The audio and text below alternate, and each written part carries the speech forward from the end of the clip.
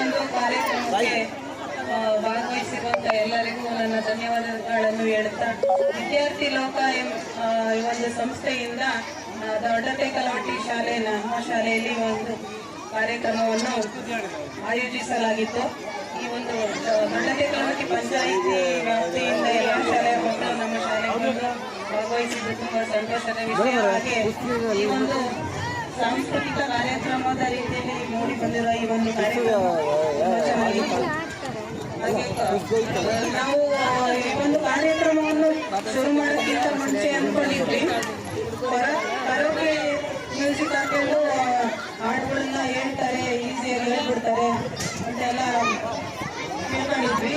ಆದರೆ ಈ ಒಂದು ಕಾರ್ಯಕ್ರಮವನ್ನು ನೋಡಿ ಗೊತ್ತಾಯಿತು ಈ ಒಂದು ಪ್ರತಿಭೆ ಎಷ್ಟು ಚೆನ್ನಾಗಿ ಇರುತ್ತೆ ಅನ್ನೋದು. ನಮ್ಮ ಮಕ್ಕಳಿಗೆ ಕಂಟ್ರೋಲ್ ಮಾಡ್ಕೊಂಡು ಅವ್ರನ್ನ ಗಮನ ಸೆಳ್ಕೊಂಡು ಒಂದು ಕಾರ್ಯಕ್ರಮ ನಡೆಸೋದು ಅಷ್ಟು ಸುಲಭವಾದ ವಿಷಯ ಆಗಿರಲ್ಲ.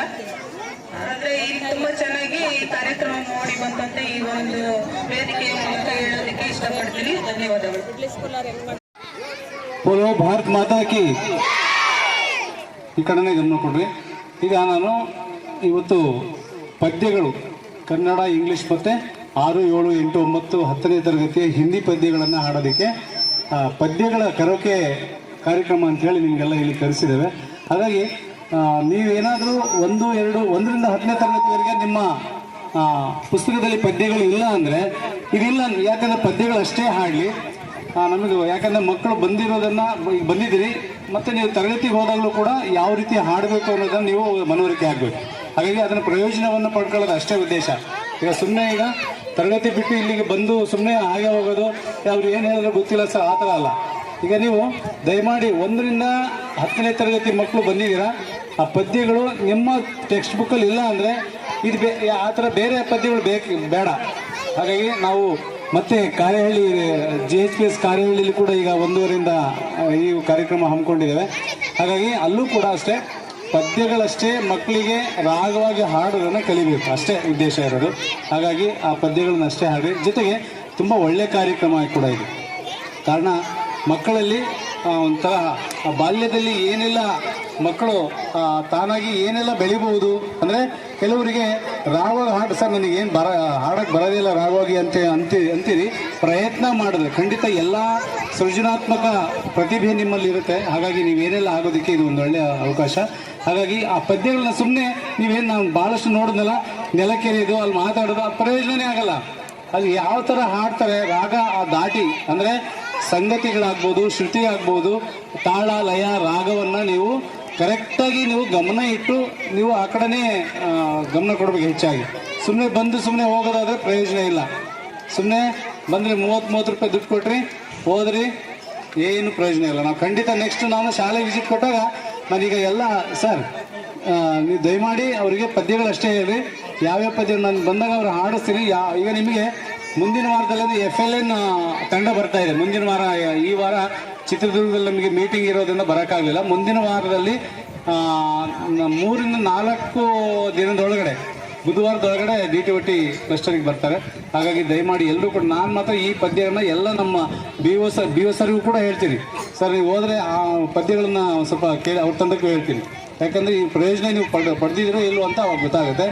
ಹಾಗಾಗಿ ಗಮನ ಇಟ್ಟು ಕೇಳಿ. ಇದು ತುಂಬ ಒಳ್ಳೆಯ ಕಾರ್ಯಕ್ರಮ. ಮತ್ತು ಇದು ಗುಣಾತ್ಮಕ ಕಲಿಕಾ ವರ್ಷ ಆದ್ದರಿಂದ ಶೈಕ್ಷಣಿಕವಾಗಿ ನಾವು ಎಲ್ಲ ಗುಣಾತ್ಮಕ ಕಲಿಕೆಯ ಕಡೆ ಹೆಚ್ಚು ಗಮನ ಕೊಡಬೇಕು. ಹಾಗಾಗಿ ಈಗ FLN ಚಟುವಟಿಕೆ ಬಗ್ಗೆ ಮತ್ತೆ ಹೇಳೋದು ಬೇಕಾಗಿಲ್ಲ.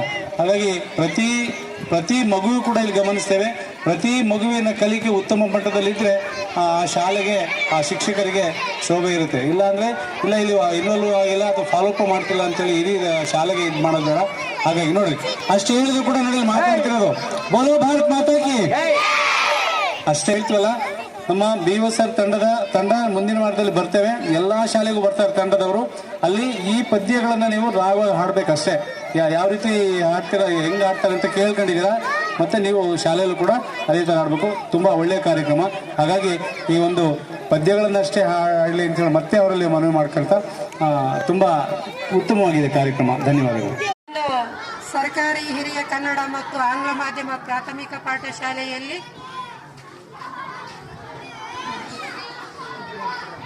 ವಿದ್ಯಾರ್ಥಿ ಲೋಕ ಆರ್ಕೆಸ್ಟ್ರಾ ಅಂತಕ್ಕಂಥ ಒಂದು ಕಾರ್ಯಕ್ರಮವನ್ನು ಏರ್ಪಡಿಸಲಾಗಿತ್ತು. ಈ ಕಾರ್ಯಕ್ರಮದಲ್ಲಿ ಪಠ್ಯಪುಸ್ತಕಗಳಿಗೆ ಸಂಬಂಧಪಟ್ಟ ಹಾಗೆ ಹಲವಾರು ಪದ್ಯಗಳನ್ನು ಹೇಳಿಕೊಟ್ರು. ತುಂಬ ಚೆನ್ನಾಗಿತ್ತು. ಬಟ್ ಒಬ್ಬರೇ ಹಾಡುಗಾರರಾಗಿರೋದ್ರಿಂದ ಅವರು ಹೇಳೋಕೆ ಒಂದು ಸ್ವಲ್ಪ ಸುಸ್ತಾದರು. ಮುಂದಿನ ದಿನಗಳಲ್ಲಿ ಏನು ಮಾಡಬೇಕು ಅಂದರೆ ಒಂದು 2-3 ಜನ ಹಾಡುಗಾರರಿದ್ದರೆ ಏನಾಗುತ್ತೆ ಅಂದರೆ ಒಬ್ರಿಗೆ ರೆಸ್ಟ್ ಸಿಗುತ್ತೆ, ಇನ್ನೊಬ್ರು ಹಾಡನ್ನು ಹಾಡ್ತಾರೆ. ಆಮೇಲೆ ನೀವು ಸಮಯವನ್ನು ಸ್ವಲ್ಪ ಜಾಸ್ತಿ ತಗೊಳ್ಬೇಕು. 1 ಗಂಟೆಯಲ್ಲಿ ನೀವು ಎಲ್ಲ ಪದ್ಯಗಳಿಗೆ ನೀವು ಆರ್ಕೆಸ್ಟ್ರಾ ನಡೆಸೋಕ್ಕಾಗಲ್ಲ. ಹಾಗಾಗಿ ಸಮಯಾವಕಾಶವನ್ನು ಹೆಚ್ಚು ಪಡೀರಿ. ಮತ್ತು ಒಂದು 2-3 ಯಾರಂದರೆ ಸಿಂಗರ್ಸ್ಗಳನ್ನು ನಿಮ್ಮ ಹತ್ರ ಇಟ್ಕೊಂಡು ಈ ಕಾರ್ಯಕ್ರಮನ ನಡೆಸಿದರೆ ಇನ್ನೂ ತುಂಬ ಚೆನ್ನಾಗಿ ನೀವು ಈ ಪ್ರೋಗ್ರಾಮನ್ನು ಕೊಡ್ಬೋದು. ಈ ಪ್ರೋಗ್ರಾಮು ಮುಂದಿನ ದಿನಗಳಲ್ಲಿ ಯಶಸ್ಸನ್ನು ಇನ್ನೂ ತುಂಬ ಚೆನ್ನಾಗಿ ಈಗೂ ಚೆನ್ನಾಗಿದೆ. ಮಕ್ಕಳು ನೀವೀಗ ಹೇಳಿದ್ರದ್ರಲ್ಲಿನೇ ಕೆಲವೊಂದು ಮಕ್ಕಳು ಅದನ್ನು ಅಳವಡಿಸ್ಕೊಳ್ತಾರೆ. ಎಲ್ಲ ಮಕ್ಕಳು ಅಳವಡಿಸ್ಕೊಡೋ ಹಾಗೆ ನೀವು ಇನ್ನೂ ಹೆಚ್ಚಿನ ಒಂದು ಇದು ಮಾಡಿದ್ರೆ ಇನ್ನೂ ತುಂಬ ಚೆನ್ನಾಗಿರುತ್ತೆ. ಆದರೂ ಈಗೂ ಚೆನ್ನಾಗಿತ್ತು, ಈಗ ಚೆನ್ನಾಗಿಲ್ಲ ಅಂತ ನಾನು ಹೇಳಲ್ಲ. ಮುಂದೆ 2-3 ಸಿಂಗರ್ಸ್ಗಳನ್ನು ನೀವು ಇಟ್ಕೊಂಡ್ಬಿಟ್ಟು ಈ ಪ್ರೋಗ್ರಾಮನ್ನು ನಡೆಸಿದರೆ ಚೆನ್ನಾಗಿರುತ್ತೆ ಅಂತ ಹೇಳ್ತಾ ನನಗೆ ಮಾತನಾಡಲು ಅವಕಾಶ ಕೊಟ್ಟ ನಿಮ್ಮೆಲ್ಲರನ್ನು ವಂದಿಸ್ತಾ ನನ್ನ ಮಾತನ್ನು ಮುಗಿಸ್ತೀನಿ. ಜೈ ಹಿಂದ್, ಜೈ ಕರ್ನಾಟಕ. ಇವತ್ತಿನ ಸ್ಕೂಲ್ ಆರ್ಕೆಸ್ಟ್ರಲ್ಲಿ ಒಂದು ಮ್ಯೂಸಿಕ್ ಸಹಿತ ಒಂದು ಕನ್ನಡ, ಇಂಗ್ಲೀಷ್, ಹಿಂದಿ ಲ್ಯಾಂಗ್ವೇಜ್ಗಳಿಗೆ ಸಂಬಂಧಪಟ್ಟಂತೆ ಇವತ್ತಿನ ಹಾಡಿನ ಮೂಲಕ ಅವನು ಯಾವ ರೀತಿ ಹೇಳ್ಬೋದು, ಹುಡುಗ ಆದರೆ ಯಾವ ರೀತಿ ನಗ್ಗಿ ಹೇಳ್ಬೋದು, ಹುಡುಗಿ ಆದರೆ ಹುಡುಗಿ ಮೇಲೆ ಯಾವ ರೀತಿ ನಗ್ಗಿ ಹೇಳ್ಬೋದು ಅನ್ನೋದೊಂದು ಒಂದು ಮ್ಯೂಸಿಕ್ ಮೂಲಕ ಹಾಡಿನ ಮೂಲಕ ಅದ್ಭುತವಾಗಿತ್ತು. ಆಮೇಲೆ ಇನ್ನೊಂದು ಮುಖ್ಯವಾದ ವಿಚಾರ ಅಂತಂದರೆ ಮ್ಯಾಜಿಕ್ ಮೇಲಿರ್ತಕ್ಕಂಥ ಒಂದು ಸುಳ್ಳನ್ನು ಯಾವ ರೀತಿ ನಾವು ಸುಳ್ಳನ್ನು ಸತ್ಯ ಮಾಡಿ ತೋರಿಸ್ತೀವಿ ಅನ್ನೋದೊಂದು ಭಾಳ ಚೆನ್ನಾಗಿತ್ತು.